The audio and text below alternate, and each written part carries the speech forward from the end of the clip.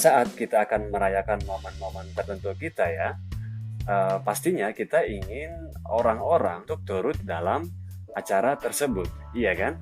Nah, salah satu cara yang dapat kita gunakan untuk mengajak seseorang untuk bergabung di acara kita, yaitu dengan memberikan undangan.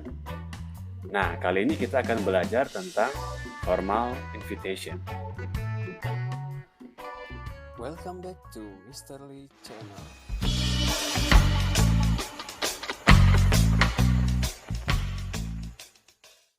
Formal invitation atau bahasa Indonesianya, formal itu artinya resmi dan invitations itu kata dasarnya adalah invite, ya, yaitu undang atau mengajak.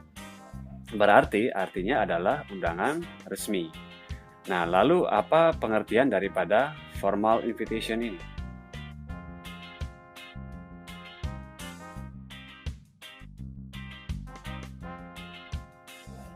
Lalu kalau kita melihat dalam kamus Oxford, ya, artinya invitation adalah a spoken or written request to somebody to do something or to go somewhere. Jadi artinya invitation ini adalah sebuah permintaan yang berupa ucapan atau tulisan yang ditujukan kepada seseorang untuk melakukan sesuatu atau untuk pergi ke suatu tempat. Jadi berdasarkan pengertiannya tadi ya, undangan atau invitation dapat digunakan untuk mengundang seseorang untuk datang ke suatu acara. Seperti misalnya acara ulang tahun, acara pernikahan, acara anniversary, rapat, acara kelulusan, makan malam, dan lain-lain. Bagaimana? Sudah jelas? Sekarang mari kita simak penjelasan lengkapnya berikut ini. Oke, kalau tadi kita sudah melihat pengertiannya, sekarang kita lanjut pada tujuannya ya, the purpose. Ya. Nah, di sini tujuannya adalah inviting people to attend or come on social event. Jadi di sini jelas ya, untuk mengundang orang-orang untuk menghadiri ataupun datang ya ke sebuah acara sosial ya. Oke, kita lanjut. Yang kedua di sini adalah linguistik karakteristiknya ataupun karakter linguistiknya, ciri-ciri daripada daripada undangan itu ya. Nah, yang pertama di sini adalah simple, ya, sederhana, precise, ataupun tepat ya. Jadi sederhana, tepat, dan concise word. Ya, concise word artinya ringkas ya, kata-katanya ringkas. Jadi itu dia ya, sederhana, tepat, dan ringkas. Oke, yang berikut detail information. Nah, ini penting sekali ya. Jadi dalam undangan itu harus jelas informasi-informasinya. Coba bayangkan kalau kita mendapat sebuah undangan lalu salah satu dari informasinya tidak ada, contohnya tanggalnya. Sedangkan harinya ada dan tempatnya ada. Sedangkan jamnya tidak ada di situ. Jadi kita pasti bingung ya kan? Nah, itu yang dimaksud dengan detail information ataupun yang lainnya juga ya harus jelas. Oke, yang berikut adalah the tone should be friendly. Nah, yes, sudah. Jadi harus bersahabat and sincere. Sincere ini artinya sungguh ya, ataupun tulus ya. Jadi bersahabat dan tulus ya. Word should be chosen carefully. Jadi kita harus memilih kata-kata itu secara hati-hati. Okay. Nah, yang terakhir adalah the style of writing should be formal. Nah, should be formal. Gaya penulisannya itu harus resmi ya. Jangan sembarang dengan singkatan yang orang tidak tahu gitu kan. Oke, kita lanjut, yaitu generic structure-nya. Di sini poin kita di sini ya. Ataupun formatnya ya, format dalam undangan itu. Nah, yang pertama adalah address ya. Nah, entah itu nanti kita masukkan addresser atau addressee. Nah, jadi maksudnya alamat ini nanti ada alamat pengirim dan ada juga alamat si penerima. Nah, setelah kita menulis alamatnya, kita lanjut pada salutation ya, ataupun greeting. Greeting ataupun kita menyapa gitu ya, jangan langsung to the point. Lalu yang ketiga, setelah kita menyapa, kita lanjut menulis occasion-nya ataupun reason of invitation. Nah, di sini intinya sudah.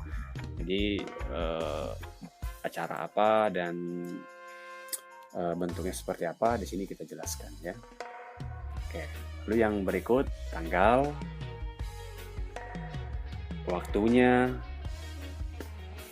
tempat. Nah, ini yang tadi saya jelaskan ya. Ini semua harus ada ya. Ingat ya, harus ada. Salah satu di sini tidak ada, itu akan membingungkan. Ya. Jadi semuanya harus ada.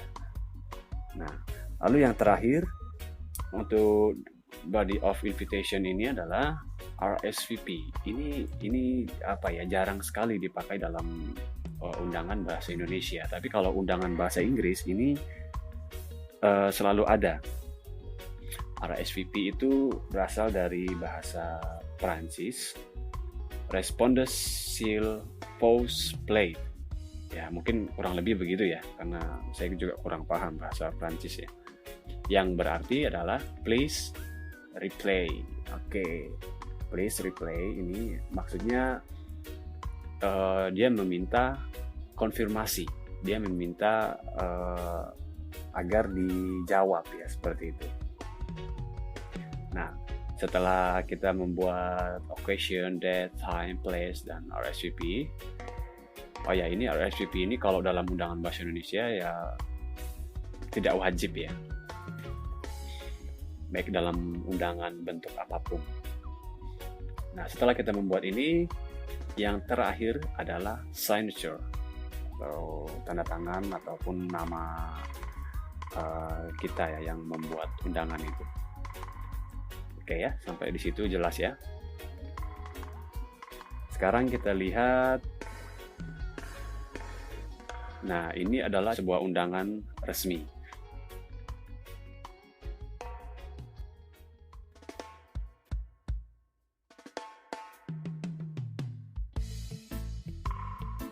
Nah, jadi teman-teman bisa lihat. Jadi ini adalah sebuah undangan resmi. Jadi kalian bisa lihat di sini, meskipun terlihat sederhana ya, tetapi ini sudah, kalau sesuai dengan format tadi, ini sudah sempurna. Nah, kita lihat di sini, ini yang disebut dengan alamat tadi ya, addresser artinya si pengalamat ya. Lalu ini adalah addressee atau alamat si penerima undangan. Oke ya. Jadi sudah ada dua alamat ya. Nah, ini yang saya sebut tadi sebagai salutation ya, greeting-nya. Nah, sebenarnya itu sudah digabung dengan occasion-nya tadi ya. Nah, kita lanjut. Ini disebut day, time, dan place-nya tadi. Oke ya. Lalu ini adalah signature-nya. Oke, sampai di situ jelas ya. Ini contoh undangan resmi. Sekarang kita lihat undangan pernikahan ya. Undangan pernikahan di sini. Nah, jadi teman-teman bisa lihat di sini sudah ada judulnya wedding invitation, lalu dia ada langsung masuk pada occasion-nya. Ya, di sini ada kalimat untuk mengundang ya. Lalu ini nama yang mempunyai acara. Nah, di sini ada nama harinya, tanggal, bulan, dan tahun. Oke. Lalu ada jamnya di sini, di pagi hari ya. Dan di sini juga ada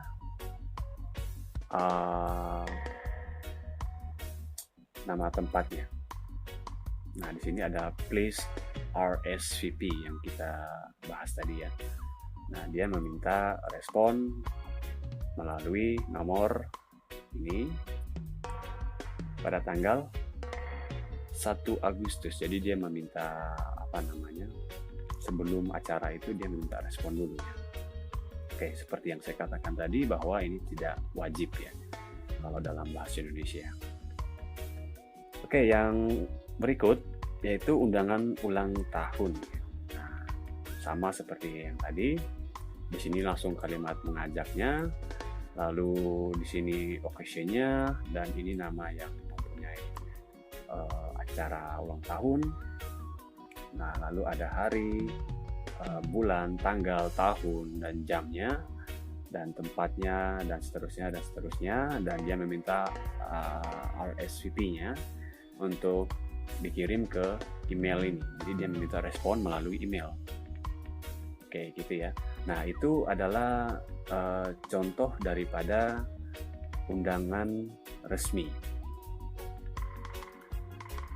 Sekarang kita lanjut, yaitu bagaimana mengundang atau mengajak secara lisannya, by lisan. Jadi kita mengajak atau mengundang secara langsung.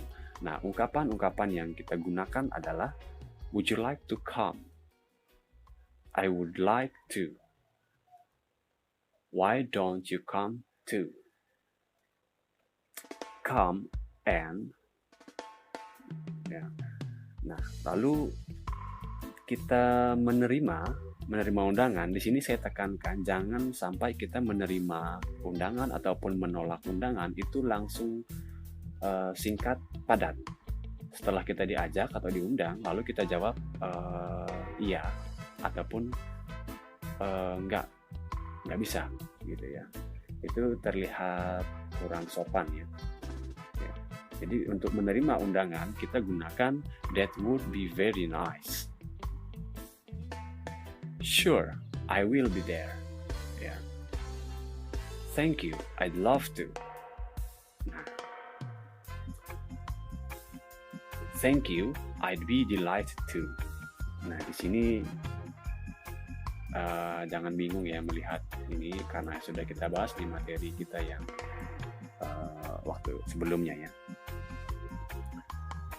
Oke, itu kalau kita menerima undangan. Lalu bagaimana kalau kita menolak sebuah undangan?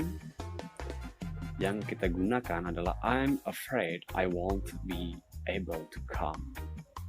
Ya. Nah, ini yang saya katakan tadi ya. Ini menggunakan contraction. Jadi kalau masih bingung, lihat di materi kita yang sebelumnya ya. Oke.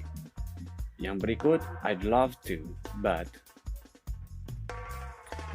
sorry, I'm very busy. Sorry, maybe next time. Yeah. Thank you, but. Nah, jadi itu dia ungkapan-ungkapan yang kita gunakan ya dalam mengundang, menerima, dan menolak ajakan secara langsung. Kita lihat contoh percakapannya. Nah, judulnya adalah mengundang ataupun mengajak ke makan malam. Would you like to come over for dinner tonight? Thank you, I'd love to. Would you like me to bring something? No, nothing. Just come. Okay, what time? At 7 p.m. Okay, see you then. Oke, jadi kalau kita lihat di sini, Joko menggunakan ungkapan would you like to come? Kalimat mengajak. Lalu direspon oleh Yeni, thank you, I'd love to. Artinya tadi dia menerima ya di ungkapannya tadi. Terima kasih dan dia sangat mau ya. Lalu dia menawarkan untuk membawakan sesuatu. Oke? Yang berikut, invitation to the grand opening of BBC Software Company. Mr. Budi, I would like to invite you to the opening of my software company. When and where? This Saturday at 10 p.m. in front of my company. I'm afraid I won't be able to come. I have a prior engagement. Nah, di sini Ari menggunakan ungkapan mengajak ya, ataupun mengundang. Lalu direspon oleh Budi, I'm afraid I won't be able to come. Jadi nggak langsung, oh nggak bisa, sudah. Ya, paling tidak kita berikan sebuah alasan yang jelas ya. Oke, itu dia undangan resmi. Jadi semoga ini bisa menambah wawasan teman-teman tentang bahasa Inggris. Dan jika teman-teman suka dengan video ini, silakan di-share kepada teman-temannya yang lain ya, agar mereka juga tahu, mereka juga bisa belajar bahasa Inggris bersama kita di sini. Oke? Jangan lupa untuk subscribe, like, dan komennya tentang materi ini silakan ditulis saja di kolom komentar. Oke ya. Sampai di sini dulu, kita ketemu lagi di video selanjutnya. See you.